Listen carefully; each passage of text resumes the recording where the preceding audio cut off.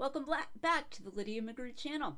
And now for something completely different. As promised last week, I am going to be talking this week about an ancient novel. This ancient novel is the Aithiopika of Heliodoros, probably written in the 4th century AD. Now, I want to explain how this came to my attention and why I'm going to be talking about it. It was sent to me by a skeptic, not somebody who was being at all unpleasant. It was in the course of a correspondence, and he wrote to me a number of questions and included a reference to this novel and to an article from the 1980s by a classicist named Morgan about the Aithiopika, and the claim in that article that the Aithiopika is very realistic. So the skeptic was sending this to me to challenge my evidence that I bring forward for the historicity of the Gospels. And the way that he put it approximately was to say, well, you often say that it would be a schizophrenic author who would be getting all these things right and then would just be making stuff up. But on the contrary, historical novelists often get things right and then also make things up. And here's this article about this ancient novel by Heliodoros, the Athiopica, which supposedly has various historical details in it and is supposedly realistic, and yet it's just a made-up story. Now, first of all, I really want to clarify that that's not quite an accurate understanding of what I'm doing when I talk about schizophrenia of the authors. To clarify, all right, I'm talking not just about writing something that's partially fictional and partially factual as if that's like an impossible genre. Of course, I know that's not an impossible genre, either in ancient times or now. Instead, I'm talking about a combination of apparent sincerity, the author making it very clear that he is trying to convince his reader that this really happened, and presenting what he's putting forward as being literal history, and it can even be checked out in multiple ways, subtle ways, as being accurate and so forth, and then at other times betraying this earnestness and instead just going off and making stuff up. So is this person an earnest writer or not? Now, what I often push there is something that perhaps my skeptical correspondent wouldn't mind, which is the idea that you'd have to be saying the author was really, really going to great lengths to perpetrate a hoax.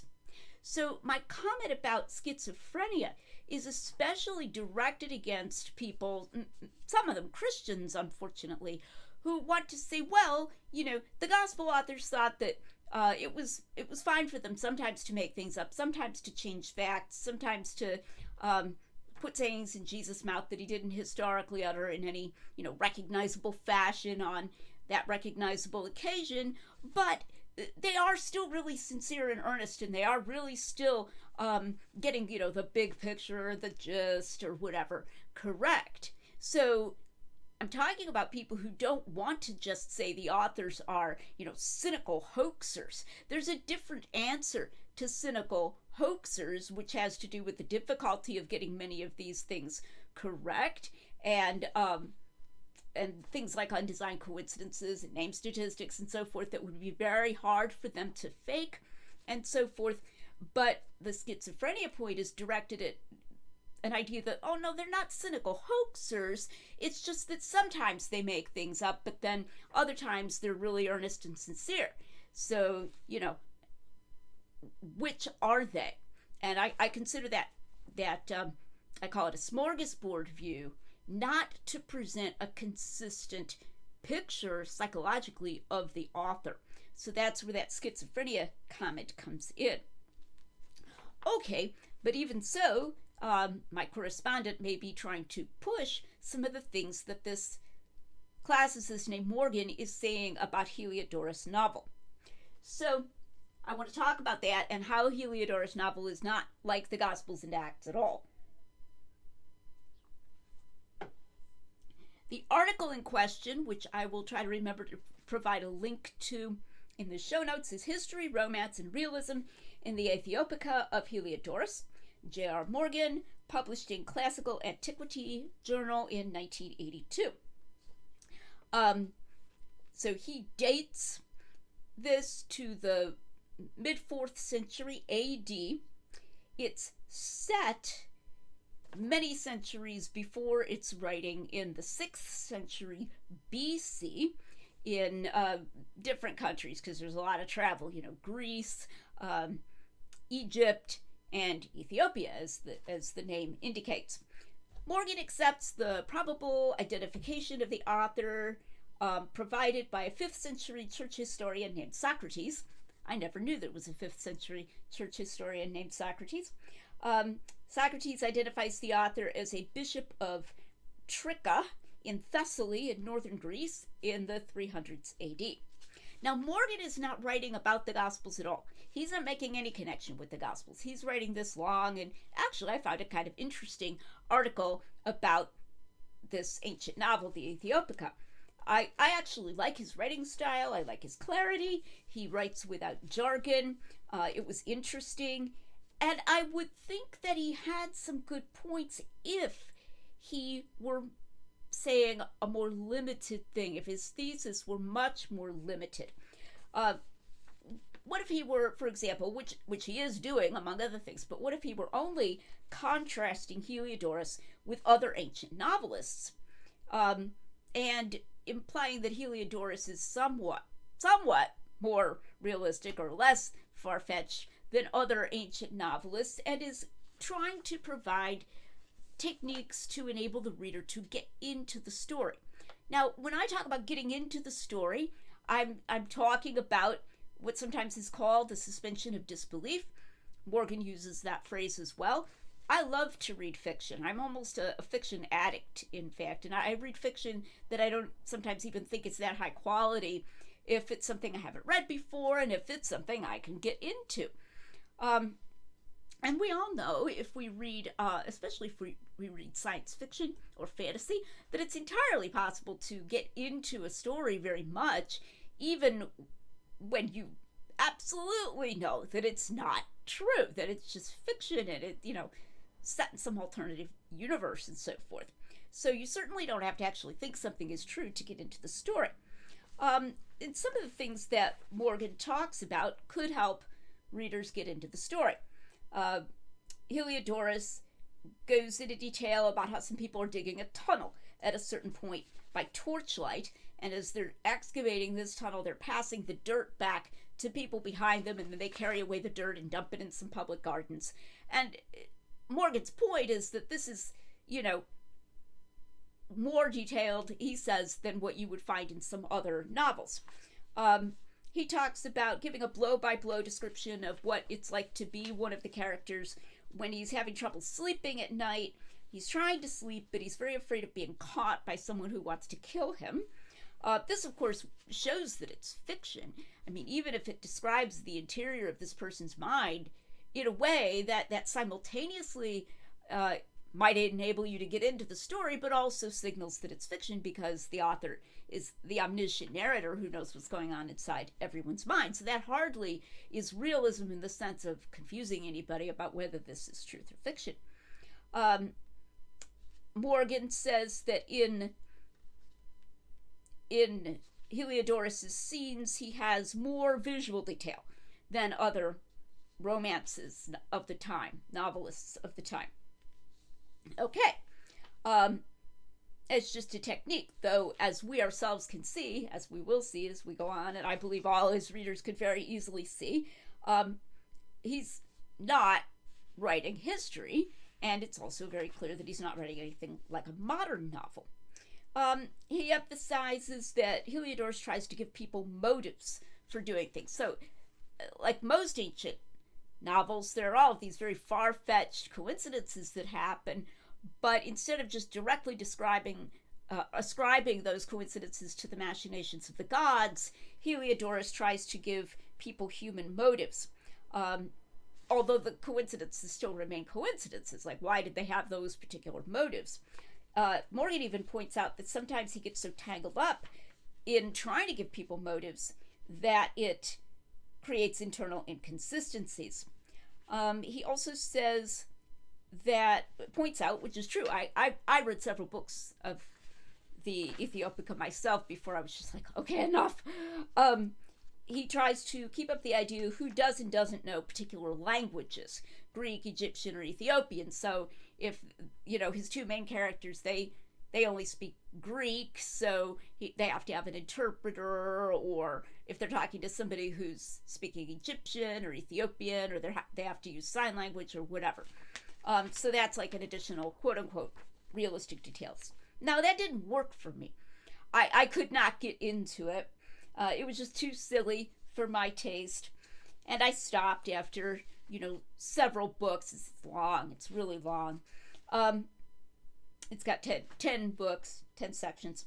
But I can definitely see how some of the techniques that Morgan is talking about could help readers somewhat more than with other ancient novels to get into the story. But Morgan goes much, much further than just saying that Heliodoros does some things that can help the readers get into the story.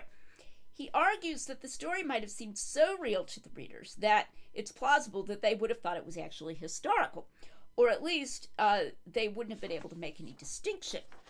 Now, of course, he knows that it's obvious to us that it's just a novel, it's complete fiction, and I think he doesn't really recognize how patronizing it is to think that it's obvious to us that this is complete fiction, but that the ancient readers wouldn't have been able to tell that it was fiction. Insofar as I can disentangle a couple different things that Morgan is doing, I first want to discuss some of these sweeping statements that Morgan makes about ancient readers. Then I want to discuss what he's claiming and what he's not claiming, which is very interesting, about factuality in this novel and factual details. His statements about ancient readers, these two things are related. He has this idea of what he calls the game of suspending disbelief, and in a sense that's true. We see that even more now when we have science fiction conventions where people show up and they try to stay in character, right, as certain science fiction characters. The entire movie Galaxy Quest is based on this kind of playing with fact and fiction. Okay, so I get what he means about the game of suspending disbelief, but it is just a game, and he doesn't really stick to that. It allows him to use an extremely expansive concept of realism.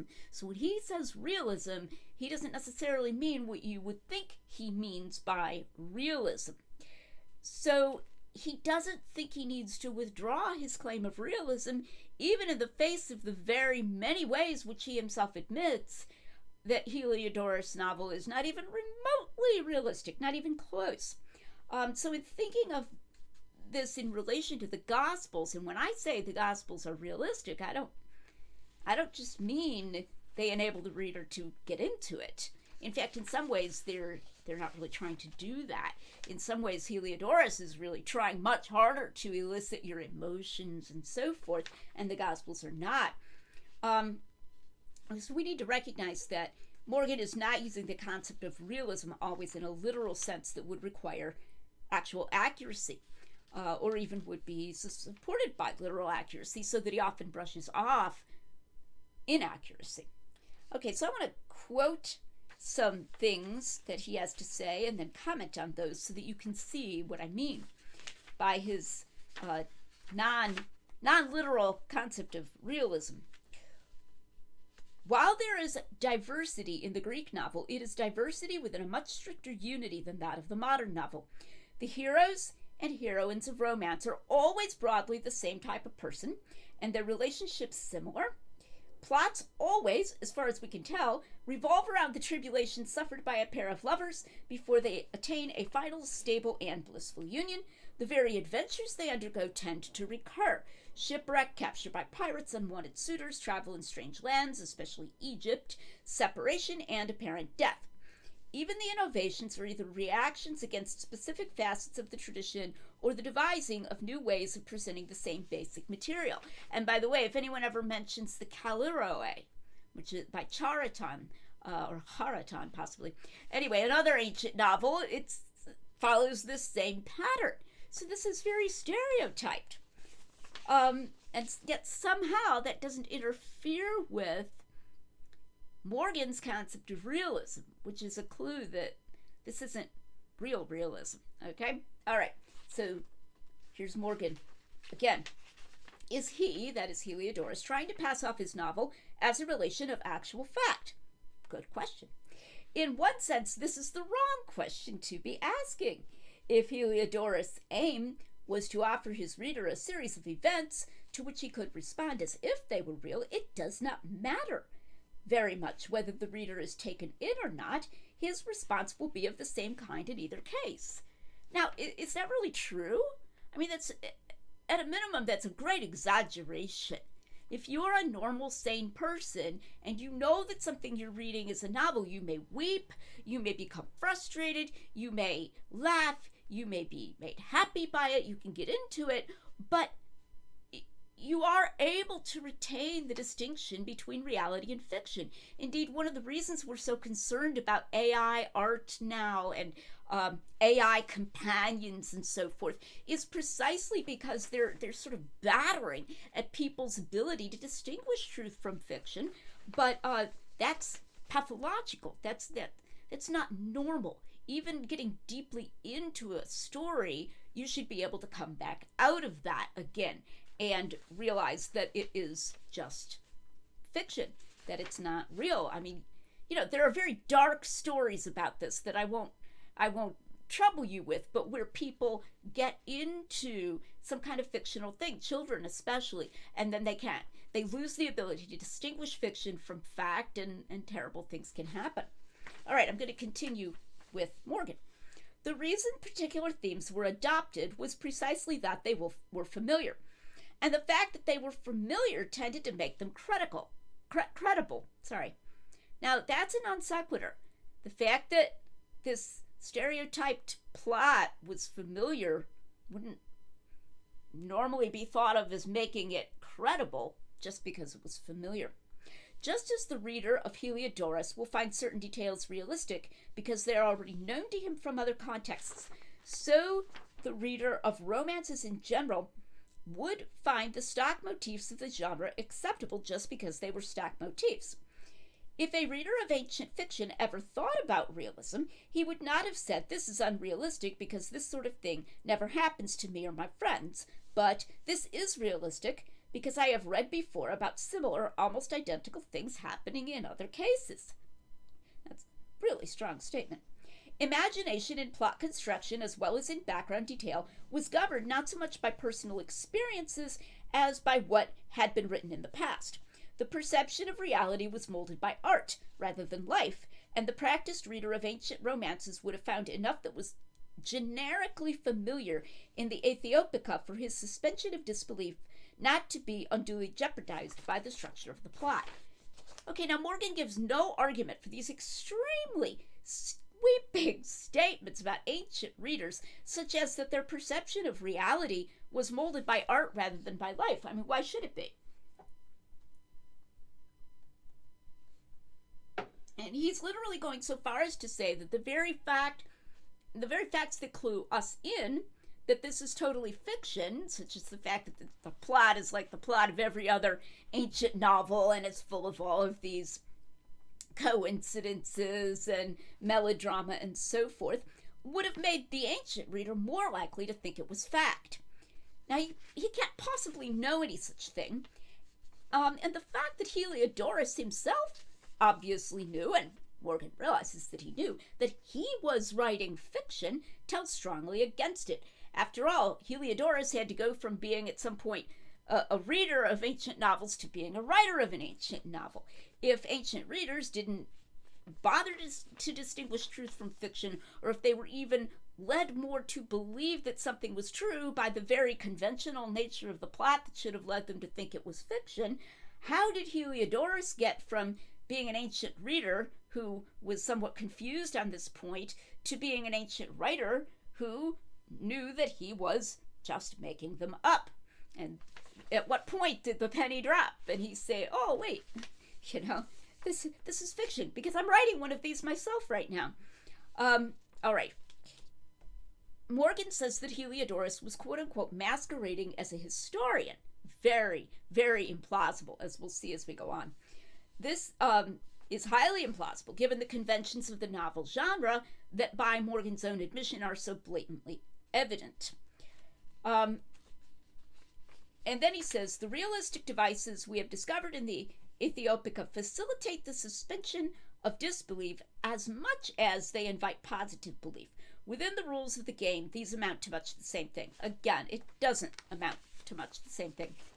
Now, at one point, Morgan tries to defend some of these statements about there being no really important distinction between, really getting into something and suspending your disbelief temporarily and really believing that it's fact, by mentioning a modern case. So there was a long-running, for all I know, it could still be on, but I think it's done now, radio soap opera in England called The Archers. And it was running from the 1950s onward. Now, I think he has the name of the character wrong. Morgan talks about when they killed off one of the characters named Doris Archer, that certain things happened, and I went and tried to research it. I could not find a record that those things actually happened when they killed off Doris Archer in the 1980s, but they did happen. This did happen when they killed off, the writers killed off Grace Archer, a different character, in the 1950s. People sent flowers to the British Broadcasting Corporation. They sent letters of condolence to her family. So they were, as if she were a real person, they were doing these things. Morgan takes that to mean that all of these people, these many people who, wrote letters of condolence to her fictional family and sent flowers and made condolence calls and so forth to the BBC, really thought that she was real. Like he says, they just hadn't sort of remembered to turn off their suspension of disbelief when they came out of the story. But that really doesn't follow. And I found an interesting article about this very event, and they quoted somebody. The Archers are like members of the family, wrote Mrs. D. Hall of Burton-on-Trent to the Daily Mirror. This death has brought a sense of grief to me that not even the thought it's just a play can quite erase. So she knows it's just a play, okay? What she's saying, though, is that it is possible to grieve for fictional characters. I can certainly remember weeping when I first read the death of Gandalf in The Lord of the Rings. And I knew it wasn't that I was confused, okay? But it's great literature, so you get into it, okay? So this doesn't mean that it's a widespread phenomenon for people and authors not to know and not to care about whether something is real or not.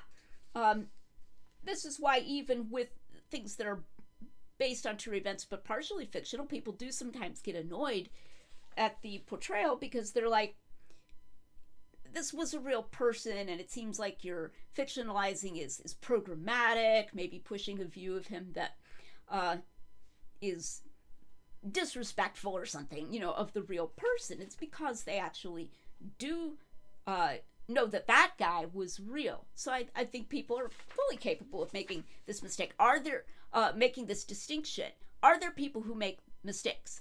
Sure. Are there people who do get confused? Yes. I think this is more likely to happen when something is partially factual, like the memoirs of Alf White, known as James Harriet.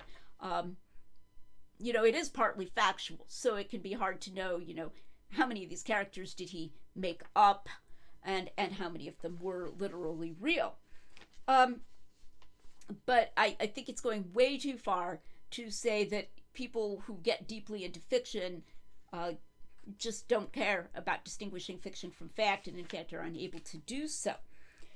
One of the most striking instances of people getting deeply into fiction to the point that their emotions are very involved, but not therefore losing the knowledge that it's fiction, concerns the death of Sherlock Holmes, quote unquote, in the late 1800s.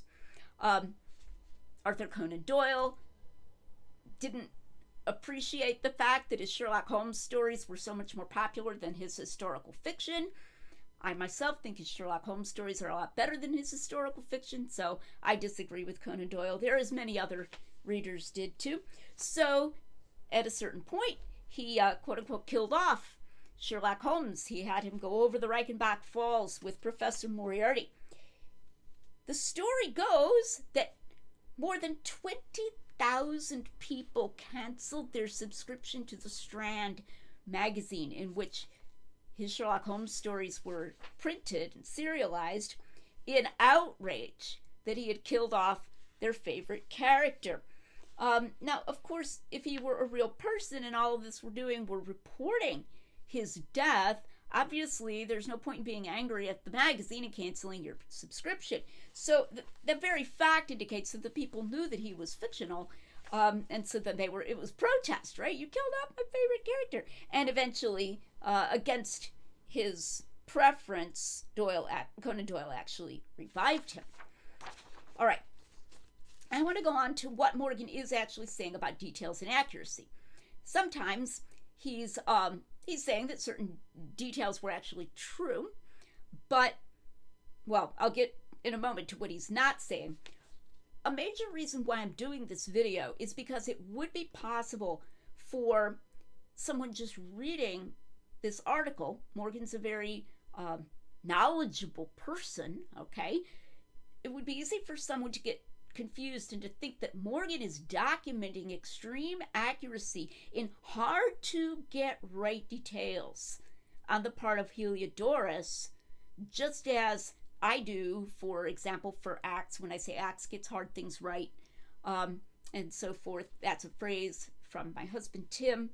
But actually, he's not doing that. Interestingly, he's not saying that these details indicate deep specialized knowledge. In fact, he's saying just the contrary.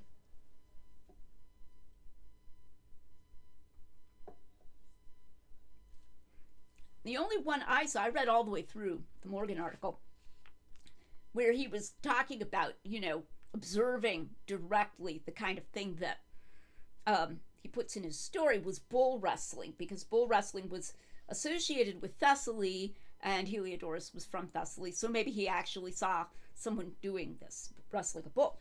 But in general, here is an interesting comment.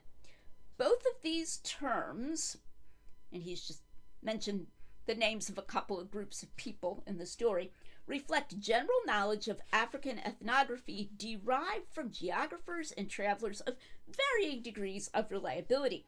Nowhere does Heliodoros give any indication of special knowledge. Think about that.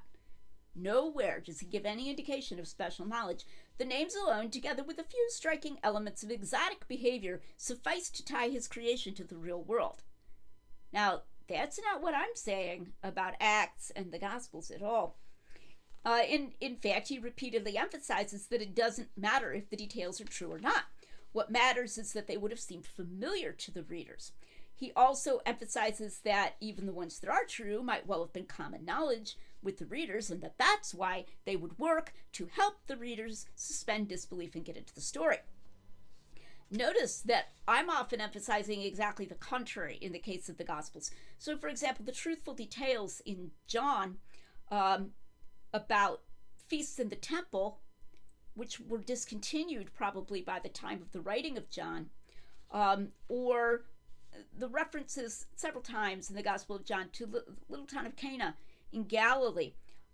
John's Gospel, that fourth Gospel, was probably first written and distributed, made known in Asia Minor. I think it's very unlikely that its first audience would have heard of Cana, or would have known that you go downhill to get to Capernaum from there, and so forth. So it's exactly the opposite of showing off and trying to look familiar to your readers so that your readers will be able to get into it. That's not what I'm talking about. So now I want to go through some places where Morgan admits inaccuracy in Heliodoros. He says that Heliodoros incorrectly puts gymnosophists in Ethiopia. Apparently, he says that Heliodoros is following the extremely historically inaccurate life of Apollonius of Tyana by Philostratus. You've maybe heard Tim talk about the life of Apollonius. It's full of terrible anachronisms and inaccuracies, okay? But Morgan thinks it was a source for Heliodoros, which maybe it was, but so much the worse for the factuality of Heliodoros. All right. African subject people bring to the king of Ethiopia a griffin or a hippogriff, doesn't exist, of course, and ant gold. Herodotus, the historian, had said that there were ants in India who dug up gold. I don't think there really were, but apparently Herodotus believed it. In Philostratus' Life of Apollonius, this ant gold was transferred to Ethiopia, and Morgan thinks plausibly that's where Heliodoros heard about this ant gold that was dug up by ants. Morgan says, however impenetrable the jungle of borrowings and dependences, the juxtaposition of ant gold and griffins and the location of both in Ethiopia is not simply willful invention, but reflects, albeit murkily, ancient beliefs. I love that phrase, albeit murkily. All right. Concerning the origin of spices and where spices came from at the alleged time, the 6th century BC, he derived his information from writers whose literary prestige was established, rather than from more modern and specialized ones who had fewer literary pretensions. In other words, he wants to be saying things that will seem familiar to his audience because maybe they're reading other works of literature, not necessarily factual. Concerning a subject people called the Blemmyes, Blemmyes, Morgan says they inhabit a strange area halfway between fact and legend. He also points out that there was a real people group by that name who, at the time of the writing, were a threat to the Roman Empire. So this is late antiquity, 300s AD. So this is not an allusion to anything in the 500s BC. Quote, their name may thus have been particularly well known at the time when Heliodoros was writing, but as with the other exotic tribes, what he has to say about them does not reflect any familiarity with contemporary reality. Contemporary, that is, with the time at which his story is set. So again, see what we're doing. We're not talking about, some kind of consistent realism. Some of the things might be true, but the main point is to do something that kind of gives this certain feel or impression for his readers to help them to enjoy the story. Concerning a different group, in this case, there is no historical reality and precious little by way of tradition to link them with Ethiopia. Here, Heliodoros is just making use of a romantic exotic name with vague eastern and southern overtones. All right. An embassy arrives with the king of Ethiopia from a place called Axum, which, says Morgan, certainly was not flourishing at the dramatic date of the Aithiopika, the 6th or 5th century BC. It would have been difficult for a 4th century AD reader to think of that part of Africa without thinking of Axum, so there was something going on there at the time of writing. Heliodoros was conforming to his audience's perception of reality, and so, in a paradoxical way, the anachronism reinforces the realism. Think about what he's saying there. Okay, it's false. Okay, this isn't accurate to the actual time of the story, but because it would be familiar to the audience at that time, that anachronism reinforces the realism. All right. The silver and gold weapons of the Persian army, quote, bears little resemblance to reality, but does reflect literary traditions about Persian wealth and ostentation. Okay. A certain type of cavalry where the horse is armed as well as the rider, he says corresponds to something in Heliodoros' own time, not to anything in existence at the time of the story, but would have, quote, appeared realistic to the reader, unquote. All right. Concerning names, he says that Heliodoros makes Persian names look Persian in form. So he sometimes is making them up, but he's kind of making them have a vaguely Persian sound to them. And then he says, only with his five Ethiopian names does Heliodoros' realism break down. And there is an easy explanation for this. He did not know what a genuine Meroitic name would be like. So, for the most part, his Ethiopians are given Persian names, which carry something of the required cachet of Eastern exoticism. So he's literally giving, it's called the Ethiopian Tale, and he's literally giving his Ethiopians Persian names, because he knows Persian names, but he doesn't know ancient Ethiopian names. In fact, Morgan goes on to say that he's missed the fact that Ethiopia was ruled by a succession of queens called Kandake. Candace. If that sounds familiar to you, you may be remembering Acts, the story of the Ethiopian eunuch, where he is a representative of Candace, the queen of Ethiopia. So Acts is showing an awareness of that as a name for a queen of Ethiopia, and Heliodoros doesn't. And I love this phrase. Heliodoros is blissfully ignorant of the fact that Philae and Elephantine are on islands in the Nile. Okay, so at a certain point, he starts quoting a different scholar. All right, the evidence more readily supports the view that he, Heliodoros, is at best a second-hand authority, at worst a writer to whom effect was more important than truth. And then Morgan continues. He was right, of course, but in the last resort it does seem a little hard to blame Heliodoros for being what he set out to be, a novelist.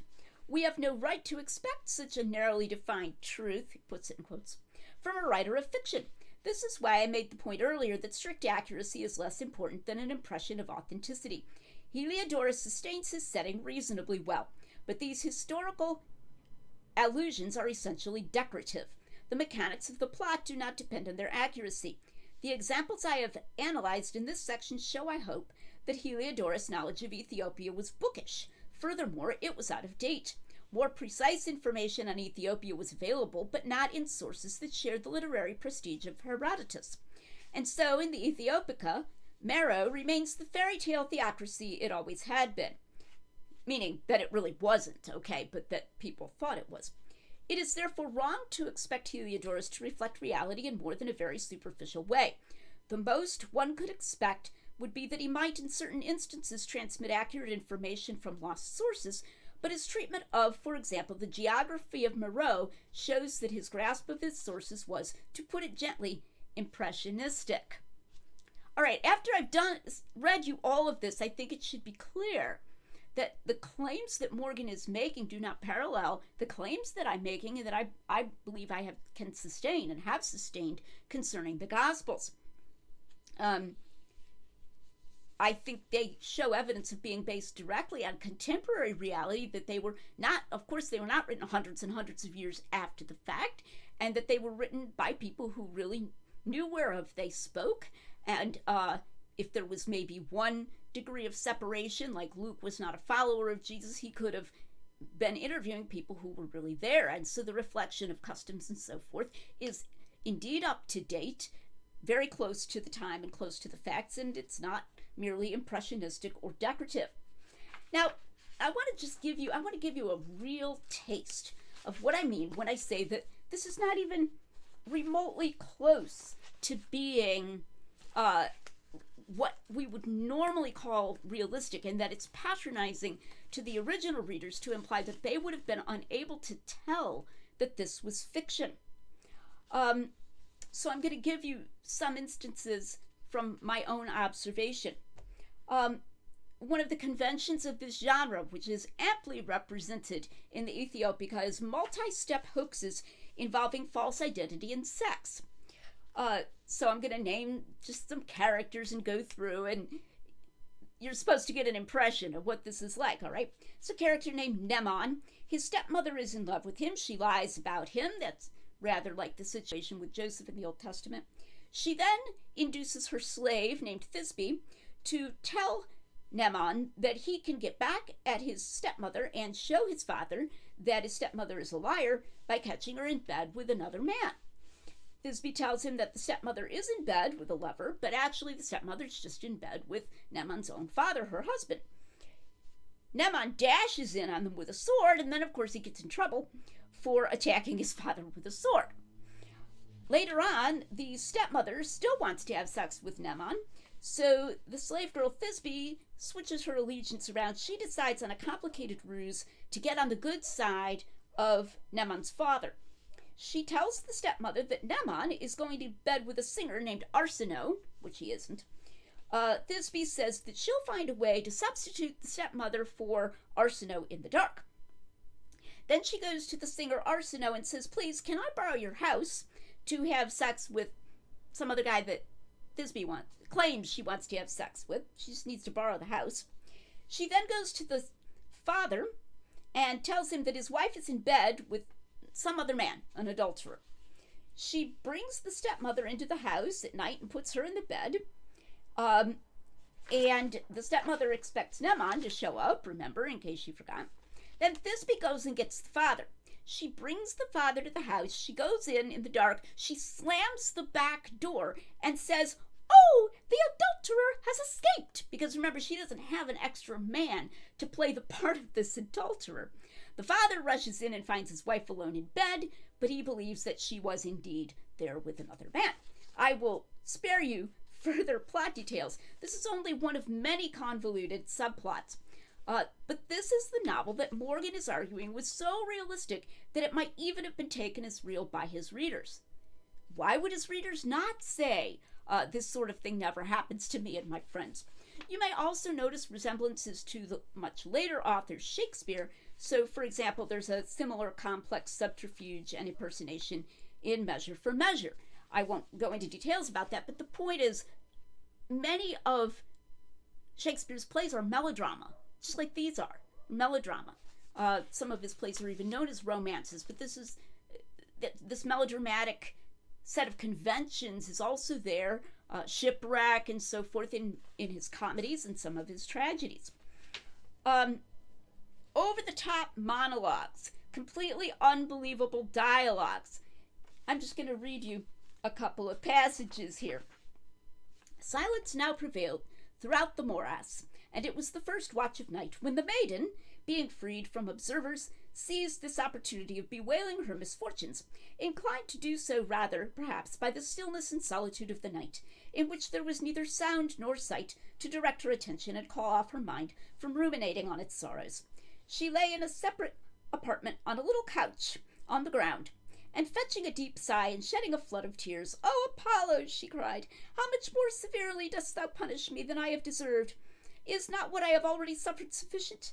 Deprived of my friends, captured by pirates, exposed to 1,000 dangers at sea, and now again in the power of buccaneers, am I still to expect something worse? Where are my woes to end? If in death, free from dishonor, I embrace it with joy, but if that is to be taken from me by force, which I have not yet granted even to THEAGENES," that's the man she's in love with, "my own hands shall anticipate my disgrace," she's saying she's going to commit suicide, "shall preserve me pure in death, and shall leave behind me at least the praise of chastity." Do you think that maybe they might have noticed that they and their friends do not engage in these sorts of over-the-top soliloquies? I think they might have noticed. Here's another passage. This is the last one I will inflict on you. While he was thus speaking, a voice from the windings of the cave was heard calling THEAGENES. He, not in the least alarmed, replied, "I come, my dearest life. Your soul, I see, still hovers above the earth, partly perhaps because unwilling to leave that body from which it has by violence been expelled, and partly because, wanting the rites of sepulture, you may be refused admittance in the shades below." So he thinks she's dead. They found a dead body in the dark. Okay, thinking maybe of Romeo and Juliet here, right? They find a dead body in the dark, and he thinks it's his beloved CHARICLEA. So when he hears a voice calling, and it is in fact her voice, he thinks it's her ghost. So that's Theagenes. Mnemon is their friend. Mnemon now approached with the torch. Again, the voice was heard, calling Theagenes. Mnemon instantly exclaimed, "Ye gods, is not this the voice of CHARICLEA? Theagenes, I think she is safe, for the sound, it seems to me, to proceed from that very part of the cavern where I know I left her." She, creeping on hands and knees toward the sound of their voices as well as she could, at length saw the light, flew to Theagenes, and hung upon his neck. And mutually exclaiming, "And are you restored to me, my dear Theagenes? Do you live, sweetest CHARICLEA?" They fell in each other's arms upon the ground, their voices murmuring and themselves dying away. So much does a sudden rush of joy overpower the human faculties, and excess of pleasure passes into pain. Thus these lovers, unexpectedly preserved, seemed again in danger, till Mnemon, observing a little water in a cleft of the rock, took it up in the hollow of its hand, and sprinkling it over their faces and nostrils, they came by degrees to themselves. Do you think that they might have noticed, ancient people, even ancient people, might have noticed that people generally don't just faint and have their lives in danger of even dying because of excessive joy, falling into each other's arms? And are you restored to me, my dear Theagenes? All right. Another factor is that Theagenes and CHARICLEA keep begging Mnemon to go on telling them his story even when they're really sleepy and they want to go to sleep. They're completely exhausted, so that the novelist wants to tell these backstories, so he gets the characters to beg each other to go on. No, tell me more. No, I'm not sleepy at all. Go on, tell me the rest of it. Just so he can get the backstory told.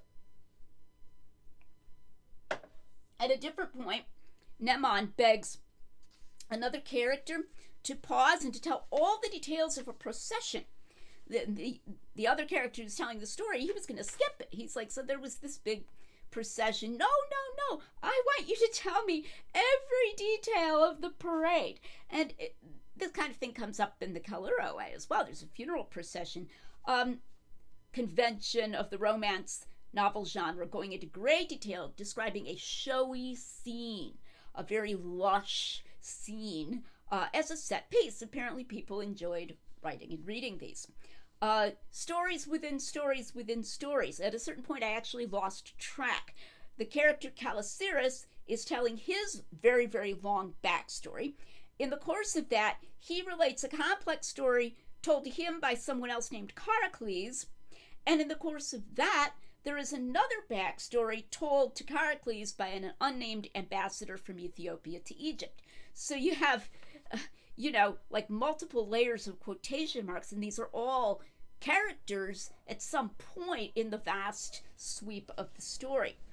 And as Morgan admits, and as we already had read his admission, an absolutely completely stereotyped plot. Does then any of this sound remotely like the Gospels and Acts? With their restraint in description, their lack of ostentation. You don't get any of these, set piece descriptive scenes, their special knowledge. No, it's not even remotely like it. If you can read the Aithiopika of Heliodoros and read the Gospels and think that they sound similar, I don't know how I can help you, because they do not sound even remotely similar in genre. 2 Peter 1:16 says, we have not followed cunningly devised tales. And I think that's interesting, because here this is undoubtedly an ancient person writing it, and he has a concept of a made-up story. And he cares. And he cares that what they're talking about isn't one of those. And he's telling the readers of his epistle that what they followed isn't one of those. I think we shouldn't look down on the ancient people in that way of saying, well, they didn't distinguish. I would like to suggest in closing that what we know about the seriousness with which the gospel authors put forward their stories, and the seriousness and literalness with which they were taken, can provide a very needed correction to the implausible generalizations such as those I've been reading from Morgan about ancient people. Papias said, the church father Papias said that he wanted to get back as close as possible to what Jesus, who was the truth himself, had historically taught. Julius Africanus, as I often read, from the 2nd century, indignantly rejected the idea of making up even a portion of Jesus' genealogy in order to prove that he was prophet, priest, and king, because he said that God would not be glorified by such a pretense. Luke emphatically presents himself to Theophilus as working with eyewitnesses, being in contact with eyewitnesses, so as to give Theophilus the assurance of the truth of what he has been taught. Colin Heemer says that rigorous concepts of history existed at the time of Luke writing Luke and Acts, and that therefore it's not out of line to evaluate Luke in relation to them. That's a very different view of ancient people from the one I've been reading from Morgan. So in that sense, there could be a fruitful correction from our knowledge of the Gospels and the early patristics back into the field of classics. But in order to do that, those of us who are reading and working on the Gospels need to take that seriously. We need to take seriously what they're saying, rather than making the opposite, borrowing these kinds of dubious generalizations about how ancient people thought, which are sometimes made in the field of classics, and bringing those over to New Testament studies. It really should be the other way around, because I think that these generalizations are false for the readers of Heliodoros, just as they were false for the readers of the Gospels. I hope you've enjoyed this, and I hope you'll come back next time to the Lydia McGrew channel, where we're making common sense rigorous.